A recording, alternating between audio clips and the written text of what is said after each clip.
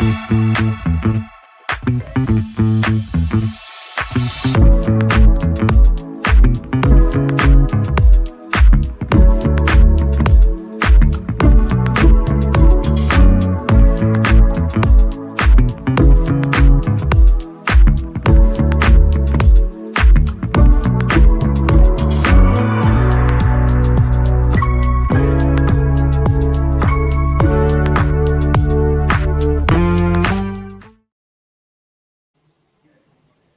morning, everyone. This is Katyayani, and on behalf of Voice of Healthcare, I would like to welcome all of you to this discussion on thought leadership, navigating the evolution of healthcare.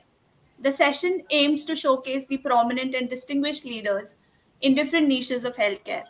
Throughout this session, we will explore a range of thought provoking topics that highlight the evolving nature of healthcare and the crucial role that thought leadership plays in shaping its trajectory. Today's guest is a visionary who has been at the forefront of healthcare transformation. We have with us Dr. Nandakumar Jairam, the chairman of Medica Group of Hospitals and advisor Sheares. Thank you so much for joining us today, sir. My pleasure. Yeah. And our second guest today is Mr. Apoorva Patel, associate partner, Global Digital Healthcare, KPMG Advisory Services. He also brings with him a wealth of knowledge, experience, and foresight that will undoubtedly enrich our discussion today. And he would also be moderating the session for today. So thank you so much, Mr. Poor, for joining us. So thanks, And Katyani, so much for, sorry.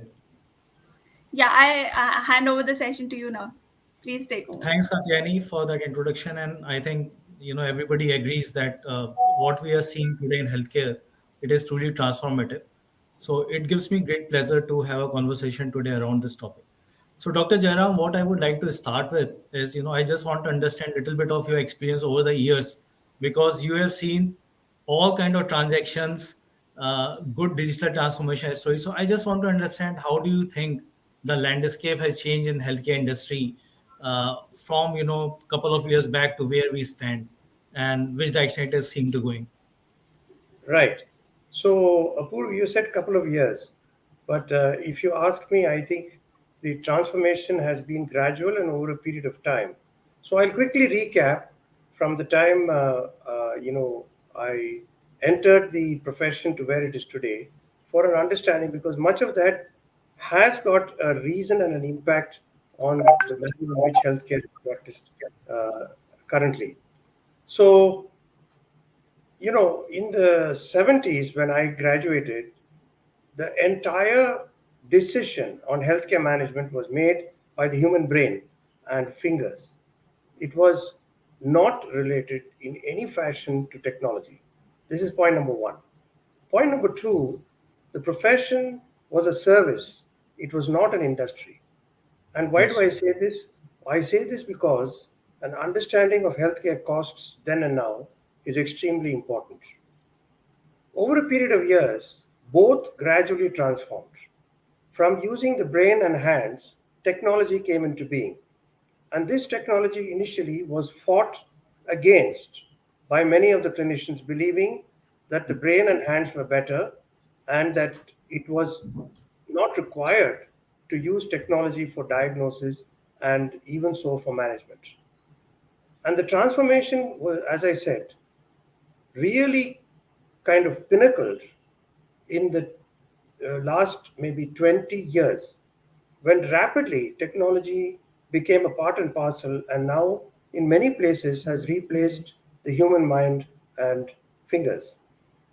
Simultaneously, the costs of healthcare delivery increased because with technology, investments into healthcare increased, and the manner in which healthcare was delivered increased, cost to the patient increased, cost payable to the physician increased, and from a social service, it well encapsulated into an industry where it is placed today, and the transformation, therefore, is substantial and very perceptible, not only by the physicians but also by society.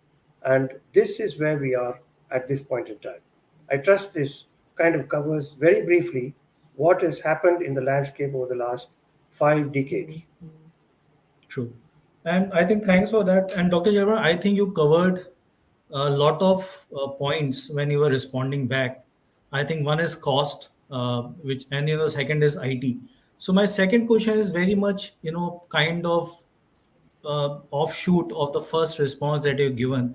So, how well do you think the healthcare industry is adapting to deep tech? Because every time I'm getting into a discussion in every single forum, we talk about AI, Chat GPT, and unlike banking and some of the other domains where the cost cutting or optimization is the only focus, healthcare is a very different sector in itself.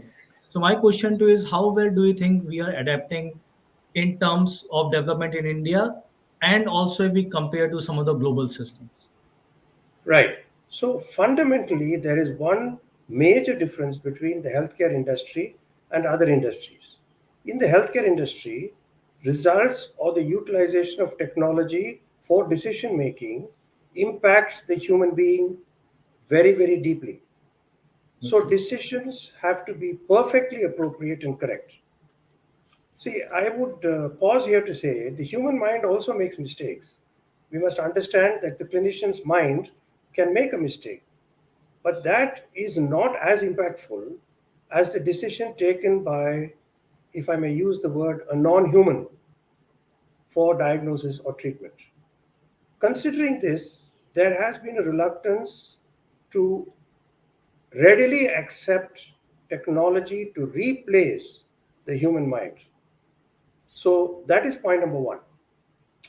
Again, all of us will agree and appreciate the fact that it is not really always a replacement of the human mind's decision that is in question. It is supplementing and perhaps aiding the human mind to take decisions and also to reduce costs by the use of technology. But this acceptance has been, will be slow compared to other industries.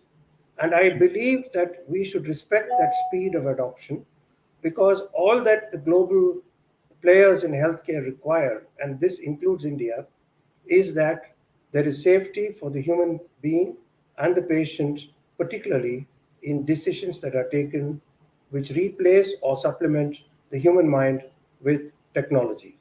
I trust this kind of covers what you wanted me to deliver. It does. I would also add one thing. Acceptance in India generally was a little behind the global decisions. Today it's not so. I think India is as fast and sometimes even faster in kind of adapting to technology. True. And that covers couple of points. So Dr. Jayaram, right, one quick thought, and we have been talking about cost, and everybody understands that when we are leveraging IT or we want to do something significant on the IT side, it is always that we have to spend the dollar amount. So my question to you is, how well do you see the adaptability in the Indian healthcare system within hospitals with doctors?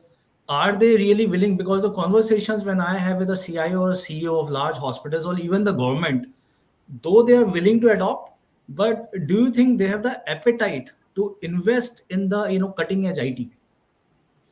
So the frank answer to that is they are slow in accepting this cost. Uh, if you look at the cost at which healthcare is delivered in India compared to any other place in the globe, it is really very, very small, very low. And I think we have a remarkable way of providing healthcare at extremely low costs. Although this may not be accepted by the Indian consumer, it is a fact. Now, if you are looking at this cost and you are really cutting costs everywhere, then the administrator of health institutions in this country tries to reduce costs wherever he or she perceives it can be. And that is where the reluctance to invest in technology. But I must add, this is misplaced. This decision is misplaced because appropriate investment in technology actually reduces your costs. And this has Yes. been, I'm sure you will agree, proven on scientific grounds. And I use the word appropriate because you can't be indiscriminate in investing in technology. That is not really appropriate. But if you find a solution that will reduce time, increase efficiency, and utilize it, then you have a point of cutting costs there. And that unfortunately needs to happen much more rapidly in this country. Fair point. Fair point. And doc, so the other part, and they say that devil lies in the detail. And I know because of paucity of time, we will be there for 30 minutes. But where very important question that comes to my mind is patient is the most important. We talk about patient centricity and everything should happen around patient. I want to dig little bit deep on this topic, and I want to focus and understand your point of view on how this tech or the healthcare systems, this is impacting the healthcare delivery and patient care, right? Two very important points. So where do you see there's a scope of improvement when it comes to patient care? What points do you think are still missing, both in terms of healthcare delivery and the patient care? Right. So I would say there are many areas that one needs to consider, and let me elaborate. Firstly, and most important, I would use the word accountability.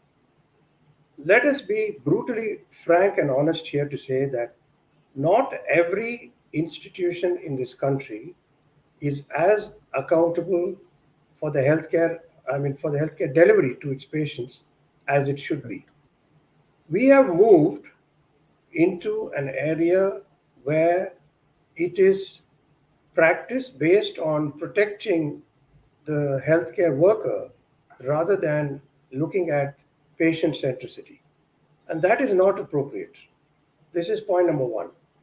Point number two, if you look at today's assessment of a healthcare institution, what does one look at? One looks at the bottom line. The bottom line is important. There is no doubt about it. And I think without a strong and robust bottom line, you cannot survive. But won't you agree with me that a more important bottom line is clinical outcomes, the quality at which care is delivered? Are we assessing that? Are we practicing that? If you ask me to place my hand on my heart and say this with conviction, I would still say not every institution does it. We need to get there. We need to get accountability, and we need to get really, the focus onto the quality of healthcare delivery rather than looking only at the bottom line. There is a spin-off on this, and I firmly believe that this will lead to improved economics in the healthcare segment for two reasons. Firstly, when you pay attention to quality, you automatically reduce certain costs, and therefore the total cost at which care is delivered would reduce. Classical example, overuse of antibiotics, which is a fact of life today in healthcare, globally and particularly in India, is something that you don't require. And if you reduce the use of antibiotics, you reduce the cost at which healthcare is delivered. You reduce the chances of hospital-acquired infections, and you've done good for your patients. So that is a clear example of how quality can reduce. The second spin-off is that if you demonstrate accountability and good quality of healthcare delivery, then your opportunity to make Indian healthcare available to the rest of the globe and attract foreign patients into this country will remarkably change. I will tell you this. Patients from the West are reluctant to come into India for healthcare for several reasons, one of which is they are unsure at the quality at which healthcare is delivered. They're not sure of the data. True. True. Very true.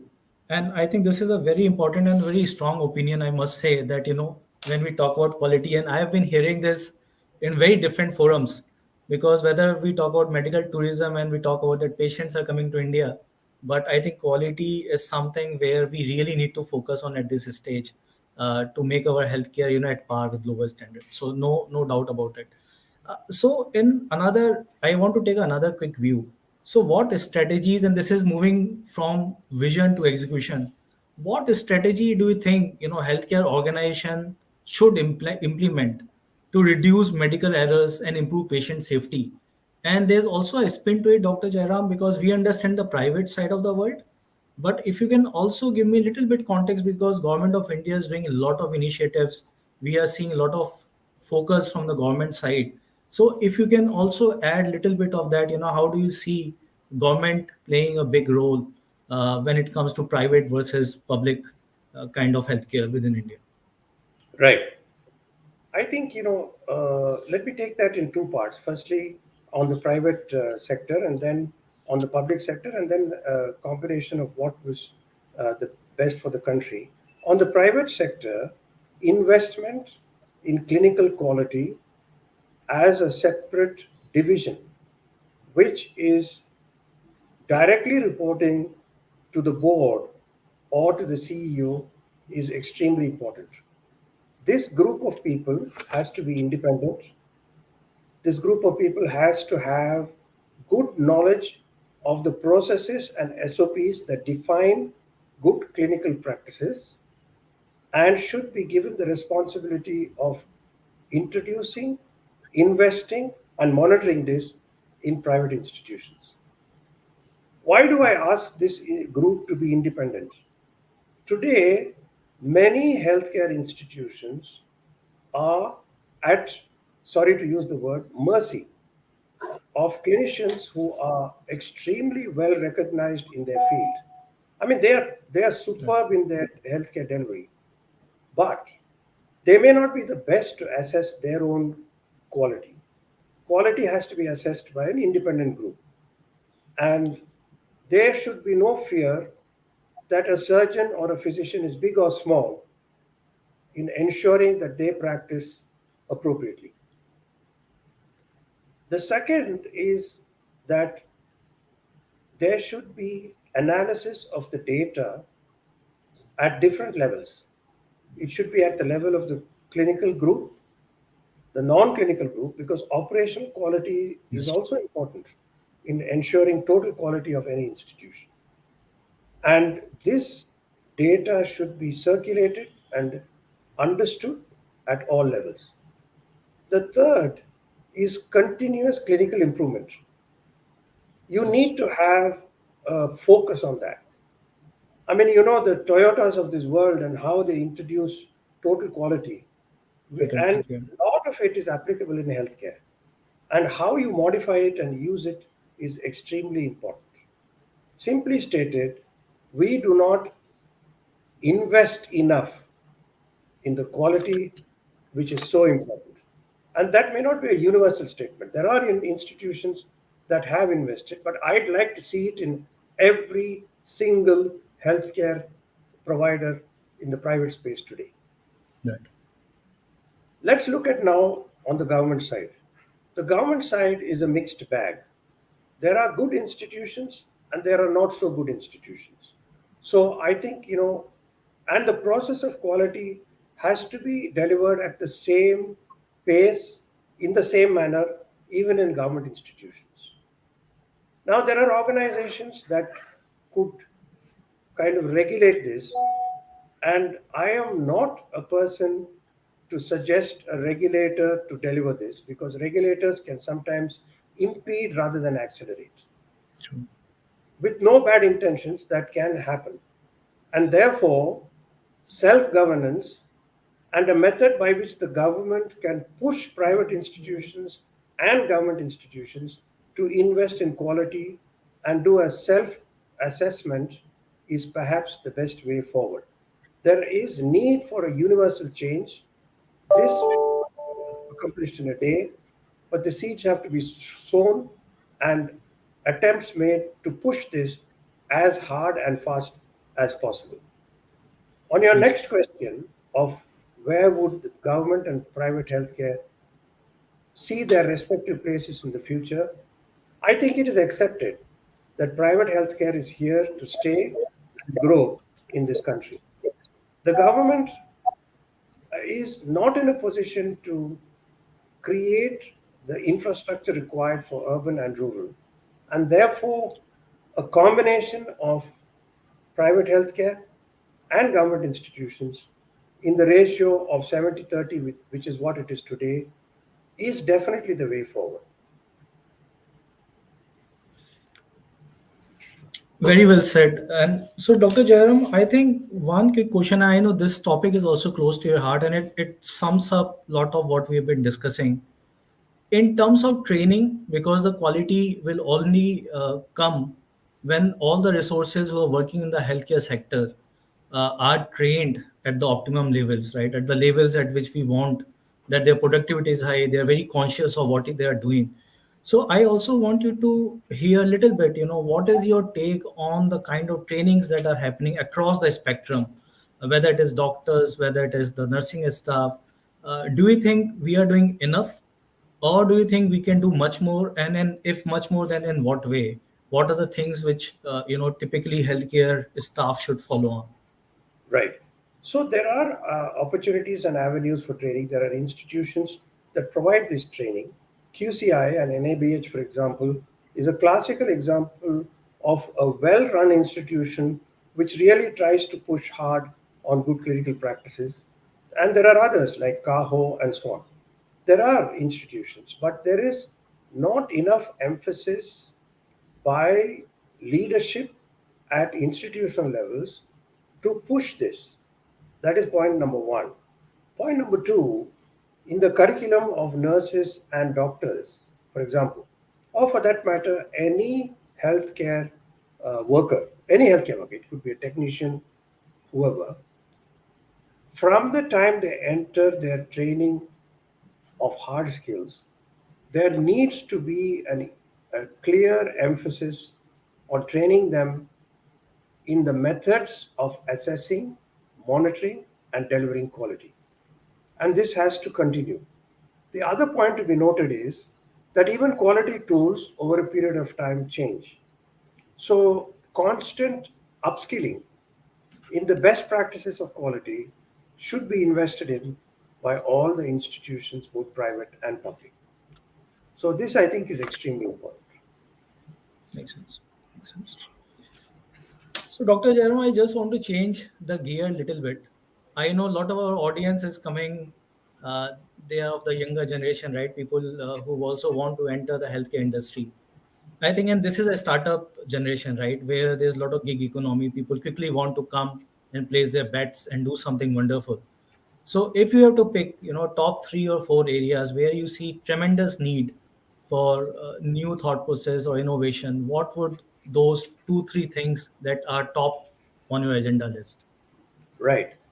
So I am passionate about some of these topics, and I'll mention one where I've invested in myself in a startup, and that is in the area of upskilling, soft skill development, and technology oriented placements in healthcare. See, that is the first thing that I would state. You know why? Yeah. Because there is a skill gap, but that skill gap is even more skewed in the sense there are trained and capable professionals in different parts of the country and jobs that require their presence. But the connection between availability and demand is not as good as it should be. Technology can help in this. So, this is one area that I would say we should definitely look at investing. The second is optimizing time. So, if you take any healthcare delivery, both for the physician and for the patient, there is an enormous wastage of time True. waiting, non clinical work by the clinician. So, again, here, uh, I'm sure you're aware of the queuing systems and so on and so forth Yes. that are available. Investing such systems into healthcare is a strong requirement. And the third, I would relate to investing in clinical areas where technology can aid. And in this, one classical example is the increased use of AI in radiological diagnosis. Yes. So I would place these three as most important in today's world. But I'm sure that this could be questioned by others. There could be others who place different priorities, but these are my priorities. No, no, this definitely helps, and I'm pretty sure people who are listening, it will at least give them a preference order, and this is something very, very valued. And Doc, typically when I'm traveling, right, and when I go to, advanced nations such as US, or when we're traveling to Europe, there are a lot of these global practices and they keep publishing research. So are there, and you have a very distinguished career over a period of time.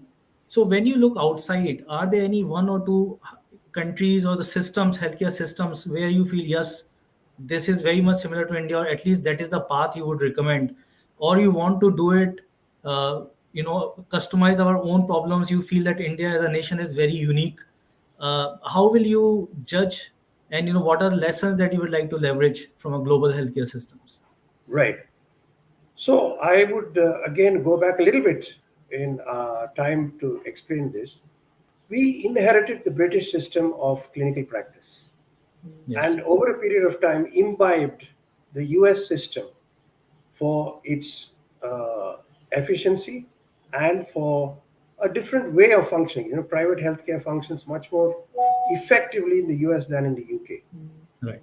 And we evolved a hybrid model of training and healthcare delivery. I am proud to say that many of the clinicians trained wholly in India are as good as their counterparts in other parts of the globe. So that is my first statement.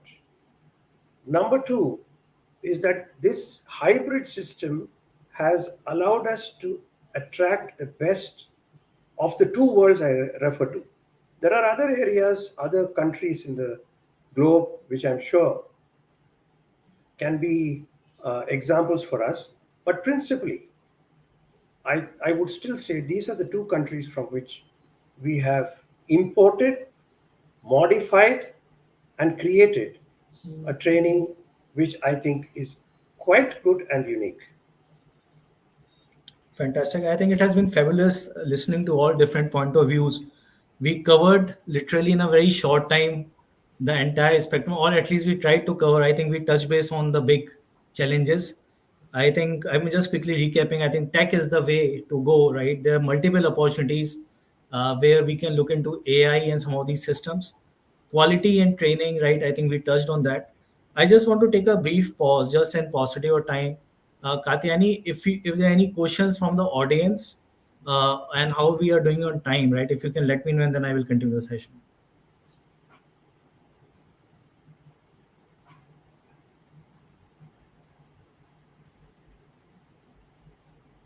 Katyani, are you online? Can you hear me? Yeah, hi. Sorry. Thank you so much, both of you, for this insightful and amazing session. And it was, I'm sure, a great learning experience for all of our audience as well. And thank you, both of you, for taking out time. And thank you so much. Thanks a lot. Pleasure has been all mine. Dr. Jairam, I really look forward to speaking with you again. I think this has been very insightful. And again, I understand it was 30 minutes. So it was like that rapid fire that we did, but we do this for a living and we can talk about this for the whole day. But again, thanks a lot for your time and looking forward to it again sometime soon. It has been a pleasure to interact with you, Apoorv, and a pleasure to have been a part of this session. Thank you for having me. Same here. Thank Thanks you a so lot. much.